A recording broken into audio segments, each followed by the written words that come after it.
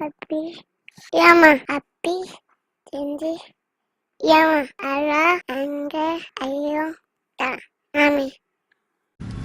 அஸ்ஸலாமு அலைக்கும் வரஹ்மத்துல்லாஹி வபரகாத்துஹு. நாளும் ஒரு உளவியல் துறல் நிகழ்ச்சியில் நாம் இதற்கு முன்னால் ஒரு நாஸ்திகனுடைய கேள்விக்கான பதில்களை நாங்கள் போட்டுக்கிட்டு இருந்தோம். இன்ஷா அல்லாஹ் அதனுடைய தொடராக அதனுடைய 3வது கேள்வியை நாங்கள் இன்ஷா அல்லாஹ் அடுத்த வீடியோவில் நாங்கள் தர்றதுக்கு இருக்கிறோம். ஏன் அதை அடுத்த வீடியோவில் தர்றோம்னா, இன்றைக்கி இருக்கக்கூடிய சூழ்நிலையில் ஒரு முக்கியமான ஒரு விஷயத்தை அவசரமாகவே பேசி ஆகணும் என்கிற ஒரு விஷயத்துக்கு நான் தள்ளப்பட்டிருக்கிறேன். காரணம், என்னிடத்தில் தொடராக வந்துக்கிட்டு இருக்கக்கூடிய அந்த உளவள துணைக்காக வந்திருக்கக்கூடிய அந்த என்னுடைய கிளைண்ட்டுகளில் நிலைமைகளை பார்க்கும்போது ரொம்ப பேச வேண்டிய ஒரு விஷயமாக தான் இருக்குது. அதாவது இளைஞர்கள் யுவதிகளோடு கொஞ்ச நேரம் பேசி ஆகணும். கண்டிப்பாக இந்த வீடியோவை பெற்றோர்கள் நீங்கள் கேட்பீங்களாக இருந்தால் உங்கள் பிள்ளைகளுக்கும் இதை கேட்குற மாதிரி செஞ்சு கொள்ளுங்கள். கண்டிப்பாக இளைஞர்களுக்கு இது போய் சேர வேண்டிய ஒரு முக்கியமான ஒரு விடயம். ஏனென்றால் இன்றைக்கு இளைஞர்கள் எந்த ஒரு கோலும் இல்லாமல், எந்த ஒரு நோக்கமும் இலக்கு ஒன்றும் இல்லாமல், என்ன செய்கிறோன்று தெரியாமல் அவங்க பாட்டுக்கு அவங்க வாழ்க்கையை கொண்டு போயிட்டு இருக்கிறாங்க. அது ரொம்ப பெரிய ஒரு வேதனைக்குரிய ஒரு விடயமாக இருக்குது. என்ன செய்யணும், எதுக்காக நம்ம இதை செய்கிறோம், என்ன செய்ய போகிறோம், எதிர்காலம் என்ன, நம்ம பெற்றோர்கள் நமக்காக என்னெல்லாம் செய்கிறாங்க அப்படிங்கிறது எதுவுமே தெரியாமல் அவங்களுக்கு முன்னால் இருக்கக்கூடிய ஒரு சில நண்பர்களையோ அல்லது இந்த உலகம் அவங்களுக்கு தற்காலிகமாக காட்டக்கூடிய ஒரு சில இன்பங்களையே அவங்க நம்பிக்கிட்டு அவங்க வாழ்க்கையை வீணாக்கிக்கிட்டு இருக்கிறாங்க. அப்படிங்கிறது தான் இன்றைக்கு நிதர்சனமான உண்மை. நாம் பேசுகிறப்போ சில இளைஞர்கள் யுவதிகள் நீங்கள் ஆத்திரப்படலாம். கடைசி வரைக்கும் கொஞ்சம் நிதானமாக கேட்டு பாருங்க, உங்களுடைய ஆத்திர நியாயமா இல்லையா அப்படிங்கிறத நீங்களே புரிஞ்சுக்குவீங்க. அஸ்ஸலாமு அலைக்கும் வரஹ்மத்துல்லாஹி வபரகாத்துஹு. எங்களுடைய இந்த அப்துல் ஹமீத் ஷரஈ என்கிற யூடியூப் சேனலின் ஊடாக உங்களுக்கு நாங்கள் பல மார்க்க விடயங்களையும் உளவியல் ரீதியான கருத்துக்களையும் வழங்கி கொண்டிருக்கின்றோம். இந்த பக்கத்தை இதுவரைக்கும் நீங்கள் சப்ஸ்கிரைப் பண்ணாமல் இருந்தால் சப்ஸ்கிரைப் பண்ணுங்க, கமெண்ட் பண்ணுங்க, ஷேர் பண்ணுங்க, அதோட பக்கத்துல இருக்கிற பெல் பட்டனை கிளிக் பண்ணுங்க. நம்ம இந்த உலகத்துல பிறந்திருக்கிறோம். அது ஒரு சின்ன ஒரு விஷயமா இருக்கலாம், அது ஒரு சம்பவமா இருக்கலாம். ஆனா நம்ம வாழ்ந்து மரணிச்சதுக்கு பிறகு கண்டிப்பா நாம இந்த உலகத்துல நம்மளை பற்றி ஒரு அடையாளத்தை வச்சுட்டு போறோம். அந்த அடையாளம் என்னங்கிறது தான் இன்றைக்கு இருக்கக்கூடிய கேள்வியே. அப்போ முதல்ல நாங்கள் ஒரு முக்கியமான ஒரு விஷயத்தை நாங்கள் தெரிஞ்சு வச்சிருக்கணும். நமக்கென்று ஒரு இலக்கு கண்டிப்பாக இருக்கணும். மிருகங்கள் தான் அது பாட்டுக்கு வாழ்ந்துக்கிட்டு போயிட்டே இருக்கும். மனிதன் அப்படி அல்ல. அவன் ஒரு நோக்கத்தோடு வாழணும். என்ன செய்கிறோம், எதற்காக செய்கிறோம், ஏன் செய்கிறோம் அப்படிங்கிற ஒரு விஷயம் நமக்கு கண்டிப்பாக இருக்கணும். நமக்கு ஒரு முகவரியை நம்ம மனசில் பதிஞ்சு வச்சுக்கிட்டு போகணும். அதாவது ஒரு விஷயத்தை பாருங்க, புகாரி கிரந்தத்தில் பதிவாக இருக்கக்கூடிய ஒரு ஹதீத், நபிகள் நாயகம் ஸல்லல்லாஹு அலைஹி வஸல்லம் அவர்கள் சொல்லி காட்டுறாங்க, யாருக்கு ரிசுக்கு விஸ்திரணம் ஏற்படணும் என்று ஆசையாக இருக்குதோ, யாருக்கு அவனுடைய ஆயுசு நீளமாக இருக்கணும் அப்படிங்கிற ஆசை இருக்குதோ, அவன் குடல்வாய் உறவுகளை சேர்ந்து நடக்கட்டும் அப்படிங்கிறாங்க. அப்போ இந்த ஹதீதை எழுதிட்டு அதுக்கு விரிவுரை எழுதும்போது இமாம் இப்னு ஹஜர் அஸ்கலானி ரஹ்மத்துல்லாஹி அலைஹி அவங்க அதுக்கு விவரமாக சில விஷயங்களை கொண்டு வராங்க. அதாவது அல்லாஹ்வுடைய கலா கதிர் எழுதி முடிக்கப்பட்டாச்சு. அதுவும் நபிகள் நாயகம் ஸல்லல்லாஹு அலைஹி வஸல்லம் அவர்கள் சொன்னதுதான். ருஃபிஅத்தில் அக்லாம் வஜுஃபத்தி ஸுஹுஃப், பேனைகள் உயர்த்தப்பட்டாச்சு, ஏடுகள் மூடப்பட்டாச்சு. இதுக்கப்புறம் என்ன நடக்க போகுது? அப்போ நீங்கள் குடும்பத்தை சேர்ந்து நடந்தால் எப்படி உங்கள் ஆயுசு நீண்டும் அப்படி என்று ஒரு கேள்வியை கேட்டுட்டு அவரே பதில் சொல்கிறார். நம்ம குடும்பங்களை சேர்ந்து நடக்கும்போது நம்ம மரணித்தாலும் நம்முடைய ஆயுசு அவங்களுடைய மனசில் நின்றுக்கிட்டே இருக்கும். நம்மளை பற்றி நல்ல விஷயங்கள் பேசப்பட்டுக்கிட்டே இருக்கும். இதுதான் நம்முடைய ஒரு முக்கியமான ஒரு கோலாக இருக்கும். நம்ம ஏதாவது சாதிச்சுட்டு போகணும். நம்ம மரணித்தால் கண்டிப்பாக நம்முடைய உயிரோடு இருந்த காலங்களை நம்ம செய்த விஷயங்கள் மக்களுக்கு பிரயோசனமாக இருக்கணும். ஒரு சாதனை நம்மக்கிட்ட கண்டிப்பாக இருக்கணும். அதனால தான் இளைஞர்கள் யுவதிகள் இந்த விஷயத்தை நீங்கள் ரொம்ப கவனிக்க வேண்டியதாக இருக்குது. இன்னைக்கு ஒரு குறுகிய ஒரு கோலுக்காக நாங்கள் வாழ்ந்துக்கிட்டு இருக்கிறோம். வேதனையான ஒரு விடயம் என்ன தெரியுமா? இந்த பயான இந்த ஒரு விஷயத்தை என்னுடைய யூடியூப் சேனலில் அடுத்து நான் போடணும் அப்படின்ற ஒரு முடிவுக்கு வந்த காரணம் என்ன தெரியுமா? அடுக்கடுக்காக இந்த கன்னி பெண்கள் 15 வயசு, 16 வயசு, 18 வயசு, 20 வயசு பிள்ளைகளை அடுக்கடுக்காக கொண்டு வர்றாங்க. ஓடி போனவளை பிடிச்சிக்கு வந்துக்கிறோம், ஓட பார்த்தவளை பிடிச்சிக்கு வந்துட்டோம், ஓடி போய்த்தா விட்டுட்டு போய்த்தான் கொண்டாந்துருக்கிறோம் அப்படி என்று சொல்லி எவன் பின்னாலேயோ ஓடிட்டு போன ஒரு பெண்ணை கொண்டாந்து வச்சு உட்கார்ந்துருக்கிறாங்க. அது பக்கத்தில் உட்கார்ந்து அந்த தாயின் தகப்பனு அழுகுறாங்க. பாருங்க, ஒரு மனிதனுக்கு இதை போல ஒரு கஷ்டம் வாழ்க்கையில் எப்பவுமே வந்துடக்கூடாதுங்க. ஒவ்வொருத்தரும் கல்யாணம் முடிச்சு குழந்தை பெற்றுக்கிட்டு அவங்களுடைய கனவே அந்த பிள்ளையா மாறிடுது. அவருக்கு முன்னால் அது கல்யாணத்துக்கு முன்னால் அவர் என்னென்ன வேணுமென்றாலும் அவர் ஸ்டைலாக வாழ்ந்துட்டு இருக்கலாம், அவர் எப்படியெல்லாம் அவர் இருக்கணும்னு நினச்சிக்கலாம். எப்போ அவருக்கு ஒரு குழந்தை பிறக்குதோ அவருடைய லைஃபே அந்த குழந்தையா மாறி போகுது. அந்த அந்த பொண்ணு அந்த குழந்தைக்காகவே வாழ்ந்துட்டு போகிறாங்க.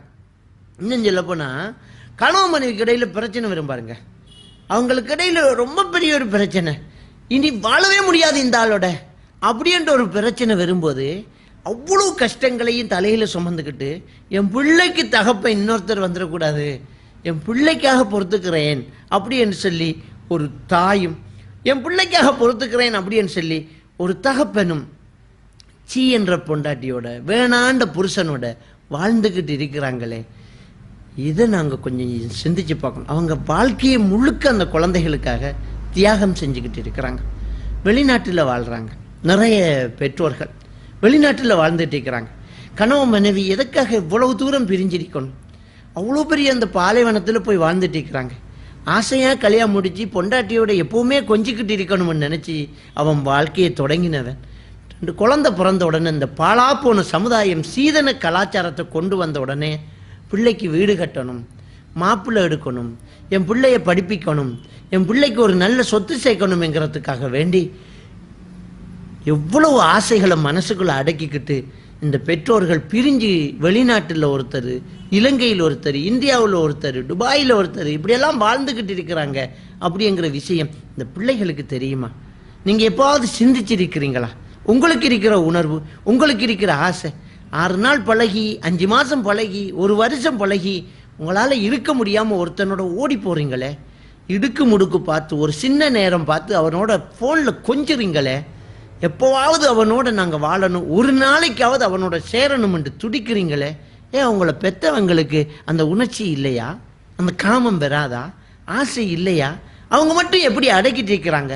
அவங்கெல்லாம் என்ன மகான்களா? வானத்தில் இருந்து விழுந்தவங்களா?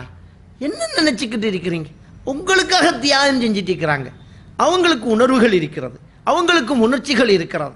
எத்தனை இரவுகள் கண்ணீரோடு கசிந்திருக்கும் அந்த பெற்றோர்களுக்கு.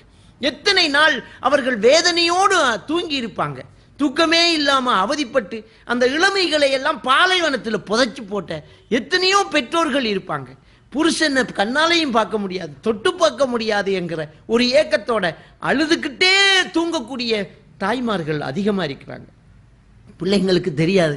உங்களுக்கு என்ன, பணம் வந்துக்கிட்டு இருக்குது, ரியால் மாறி வருது, காசு வந்துக்கிட்டு இருக்குது, நீங்கள் படிக்கிறீங்க, ஃபோன் வாங்குறீங்க, ஃபோனுக்கு ரீலோட் பண்ணுறீங்க, லவ் பண்ணிக்கிட்டு இருக்கிறீங்க.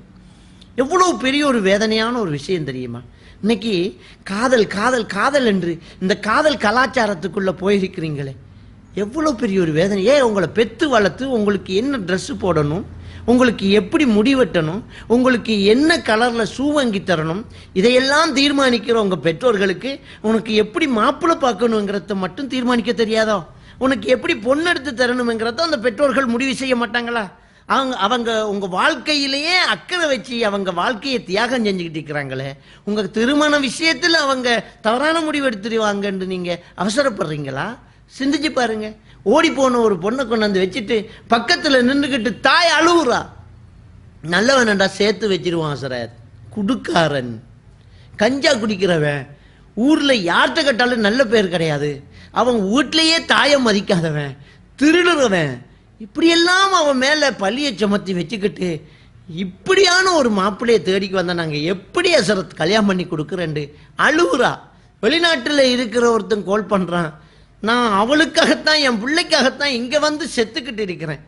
ஒவ்வொரு நாளும் ஒரு 15 அவர் 12 அவர் நான் டிரைவிங் பண்ணினா தான் என் வீட்டுக்கு காசு அனுப்ப முடியுங்கிறதுனால தூக்கத்தை கழிச்சு வண்டியிலேயே சாப்பிட்டுக்கிட்டு வண்டியிலேயே தூங்கினா அவங்களுக்காக உழைக்கிறேன். இன்னைக்கு ஓடி போய்த்தார் அப்படின்ட்டு நெஞ்சு துண்டாக பார்க்குது, துடிக்கிறான் ஒரு பெற்றோர்.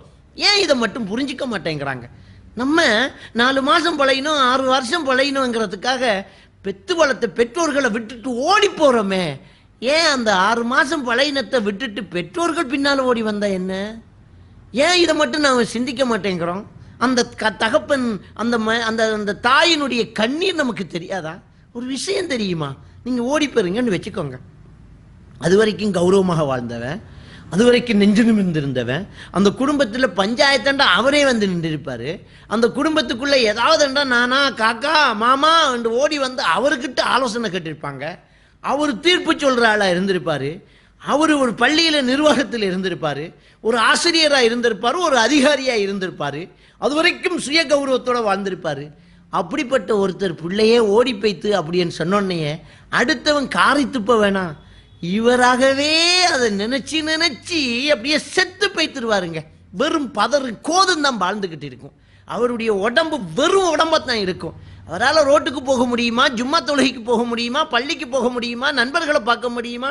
யாரை பார்த்தாலும் எல்லாரும் என் முகத்தை பார்த்துக்கிட்டு என்னடா மகள் ஓடி போய்த்தாரா அப்படின்னு கேட்குற மாதிரியே தோணுது என்று அழுகுறான். நஞ்சு குடிக்கலாம் என்று இருந்தால், சூசைட் பண்ணலாம் என்று இருந்திருந்தா நானும் என் பொண்டாட்டியை செத்துருவான் சரத்து என்று சொல்லி அழுகுறான் ஒரு பெற்றோர்.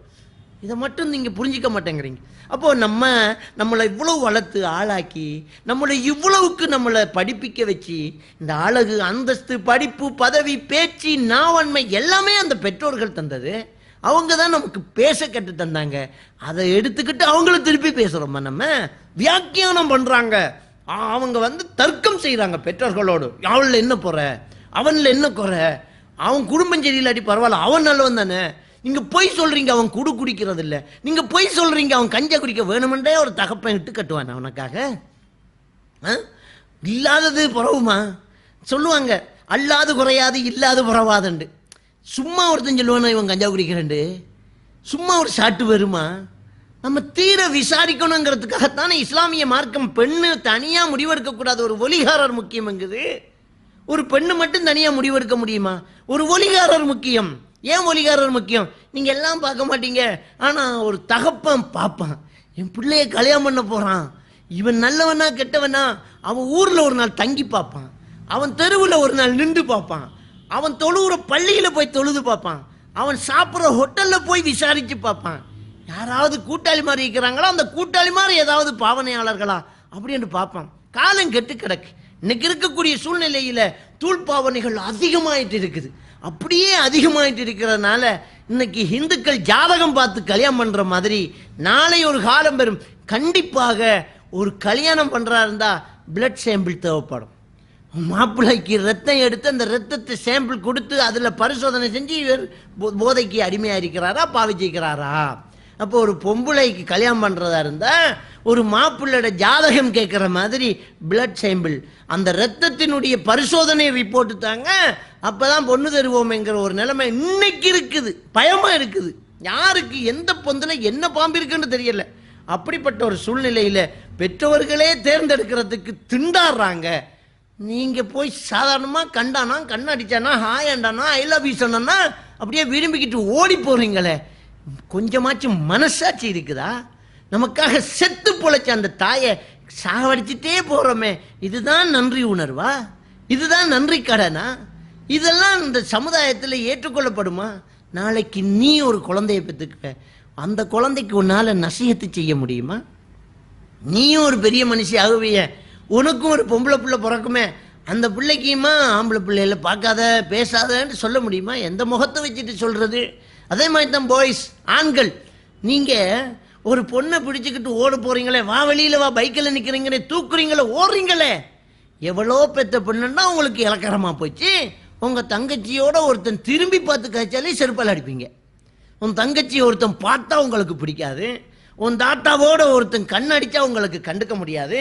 ஏன் பெத்த தாயோடையே ஒருத்தன் பேசிட்டு இருந்தா என்னமா நீ பேசுற அப்படிங்கிறான், கோபம் வருது அவனுக்கு. சும்மா ஒருத்தையும் பேசிட்டு இருக்கிறான், தாயோடையும் அந்த ஆத்திரம் வருது, எப்படி நீ ஆம்பளையோட பேசலாம் அப்படின்னு கோவப்படுறிய. நீ மட்டும் இன்னொருத்தன் பிள்ளைய பேசி கையை பிடிக்கலாமா, தூக்கிட்டு ஓடலாமா? சிந்திச்சு பாருங்க. தயவு செஞ்சு நம்ம ஒரு கோலோட வாழணும், நமக்குன்ற ஒரு இலக்கு இருக்கணும். நம்ம எப்போ என்ன நினைப்போட வாழ்ந்துட்டு இருக்கிறோம்? நம்ம முதல் கோல் சொர்க்கம். ரெண்டாவது இந்த உலகத்தில் ஏதாவது சாதிக்கணும், நல்ல இடத்துல திருமணம் முடிச்சு நல்லா வாழணும். கல்யாணம் பண்ண வேணான்னு சொல்லல, பண்ணுங்க, நல்லதா பார்த்து பெற்றவர்களுடைய முடிவோடு போங்க. சரி, நீங்க பார்த்தீங்க பேசிங்க, அவன் நல்லவன் என்று சொல்றதுக்கு முடியாது. ஏன்னா அவன் நல்லவனா இருந்தா உங்களோட பேச மாட்டான். ஒரு உண்மையான ஈமான்தாரியா இருந்தா நீங்க 1000 சொல்லலாம், அவன்கிட்ட சிகரெட் பாவனை இல்லை, போதை வஸ்து பாவனை இல்லை, நல்லா படிச்சிருக்கிறான், நல்ல குணம் என்று சொல்லலாம். இல்லையே, அவன் கெட்டவனே. எப்படி சொல்றீங்க? அவன் உங்க தாய் தகப்பன்ற அனுமதி இல்லாம உன்னோட காதலிக்கிறான் என்றால் அவன் கெட்டவன். சத்தியமா அவன் கெட்டவன். அவன் லவ் பண்றவன் எப்படி நல்லவனா இருக்க முடியும்? ஒரு ஹராத்தை செய்கிறான். ஒரு ஆணும் பெண்ணும் தனிச்சிருந்தால் 3வது ஷைத்தான் என்று எச்சரித்தாங்களே, அந்த எச்சரிக்கையை ஒட்டச்சுக்கிட்டு வந்து நிக்கிறான், அவன் எப்படி நல்லவனா இருக்க முடியும்? அப்ப அப்படியே சரி, அதெல்லாம் உங்க பார்வையில கெட்டவன் என்று முடிவெடுக்கிறதுக்கு உரைசும் பொருளா இருக்காது. சரி, நல்லவனாகவே இருக்கட்டும். எதுக்குப்பா அது? நல்லவனா இருந்தா கூட உங்க பெற்றோர்களுடைய முடிவுக்கு கட்டுப்படாம கல்யாணம் பண்ணக்கூடாதுங்கிற இஸ்லாமிய சட்டத்தையாவது மதிக்க கூடாதா? அப்ப உண்மையா அவனுக்கு ஒரு பொண்ணோட விருப்பம் வந்தா என்ன செய்யணும்? அவன் எங்க அதை போய் அப்ளிகேஷன் கொடுக்கணும்? அந்த பொண்ணுக்கிட்டே அப்ளிகேஷன் கொடுக்கணுமா? இதுதான் இஸ்லாமா? ஏமா நான் உன்னை விரும்புறேன், ஓடி போடலாமா? இது நல்லவனா? அவன் பொண்ணு பிரிஞ்சுன்னா அந்த வீட்டுக்கு போகணும், அந்த மாப்பிள்ளோட அந்த பொண்ணோட வாப்பா கிட்ட போய் சொல்லணும், எனக்கு உங்கள் மகளை கல்யாணம் முடிச்சு தாங்கங்கணும். அப்படியே போய் கேட்குறான்னா அவன்கிட்ட அவ்வளவு ஆளுமை இருக்கும். பிள்ளை வாரான் கேட்குறான்னு சொன்னால் அவனை பற்றி விசாரிச்சுட்டு காலை விழுந்து கொடுத்துருவாங்க. அப்படி ஆளாக அவன் இருக்கணும்.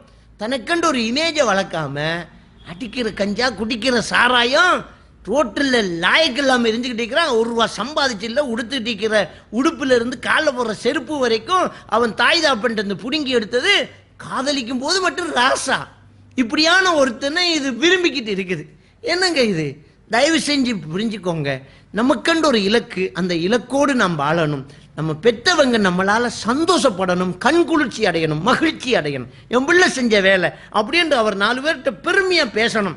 இதை செஞ்சா தன் பிள்ளை நம்மளை பெற்றதுக்காக அவன் செத்து போறான்டா, நம்ம வாழ்ந்ததுல அர்த்தமே இல்லாம போகும். இளைஞர்கள், யுவதிகள், தயவு செஞ்சு இதை புரிஞ்சுக்கோங்க. அல்லாஹ் உங்களுக்கு ரஹ்மத் செய்வான். அடுத்தது, பெரியவங்க ஒரு விஷயத்தை நல்லா தெரிஞ்சுக்கோங்க.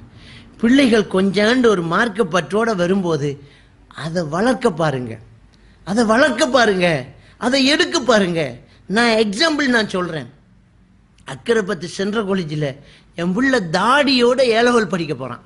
அப்போ தாடியை வலிக்க சொன்னாங்க. ஒரு முஸ்லீம் ஸ்கூல், ஒரு முஸ்லீம் பிரின்சிபலு, முஸ்லீம் டீச்சர்ஸ் மாறு, அங்கே இருக்கக்கூடிய நிர்வாகம் முஸ்லீம், பேரே முஸ்லீம் மத்திய மகாவித்யாலயம். நபி வழியில் அவன் தாடி வச்சுக்க, அல்லாஹ்க்கு பயந்து ஒரு சுன்னாவை பின்பற்றுறான், தாடி வலிக்கக்கூடாத கொள்கையில் இருக்கிறான். அதை ஏலாத எடுக்க முடியாதான், தாடியை வலிச்சிட்டு வரணுங்கிறாங்க. அப்போ நான் போய் கெஞ்சி கேட்குறேன், நான் ஒரு மௌலவி, என் பிள்ளை சுன்னாவை பின்பற்றான், அவன் நல்ல கெட்டிக்கார பிள்ளை, அவனை படிப்பீங்க, நான் எல்லா ஊருக்கும் போய் பார்த்துட்டேன், தயவு செஞ்சு எடுங்க. இதுக்கு மேலே கல்வி அமைச்சுக்கெல்லாம் போய், ஹியூமன் ரைட்ஸுக்கெல்லாம் போய், எங்கெல்லாம் போய் பார்த்தா அவங்க சொல்கிறாங்க ஒரு பிரச்சனையும் கிடையாது. ஒவ்வொரு மத கலாச்சாரங்களையும் அந்தந்த மத கலாச்சாரத்தோடு படிச்சுக்கிறதுக்கு நாங்கள் அனுமதி கொடுத்திக்கோ, அவங்க ஸ்கூல் நிர்வாகம் அனுமதிச்சா, அங்கே இருக்கிற எல்லாரும் அனுமதிச்சா எடுத்துக்கோங்கிறாங்க. இந்த பாழாப்போன சமுதாயம் அனுமதிக்கலையே, அந்த தாடியோட வர முடியாதாங்கிறாங்க. அப்போ பிரின்சிபல் என்கிட்ட இந்த டிசிப்ளினுக்கு பொறுப்பான ஒரு மௌலவி ஒருத்தர் இருக்கிறார், அவரை சந்திங்கன்னு அங்கே போனால் ஒரு நளிமி, நம் பேரெல்லாம் சொல்லுவேன் நான்.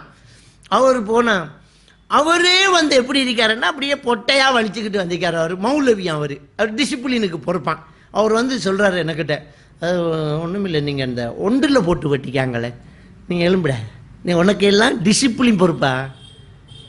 இப்படியெல்லாம் அந்த ஒரு காலத்தில் இருந்துச்சு. இப்போ அதே ஸ்கூலில் ஹெரோயினோட பிள்ளையை பிடிச்சிக்கிறாங்க, பிள்ளைகளை பிடிச்சி பெரிய பேர் போகுது. ஹெரோயினோட, கஞ்சாவோட, அதான் மார்க்கத்தோட வந்தவனை சேர்க்க மாட்டீங்க, ஹெரோயினும் கஞ்சாவோட வந்தவனை சேர்ப்பீங்க. அப்போ மற்றவங்க நல்லா இருக்கணுமே, இந்த பிள்ளைகள் நல்லா வர்றதுக்கு பொறுப்பில் இருக்கிற ஆசிரியர்கள், பொறுப்பில் இருக்கிற தலைவர்கள், ஊர் தலைவர்கள், இவங்க நல்லா இருக்கணும். அவன் மார்க்கத்தை பின்பற்றிட்டு வரான், அவனை விரட்டி விடுறீங்க. தூளோட வரான், கஞ்சாவோட வரான், அவன் ஸ்கூல் மானம் போகுது, பார்த்துக்கிட்டு இருக்கிறீங்க. தயவு செஞ்சு எல்லாரும் தான் ஒரு கொஞ்சம் மாறுங்க. நம்ம ஒரு இலக்கை நோக்கி போகணும்.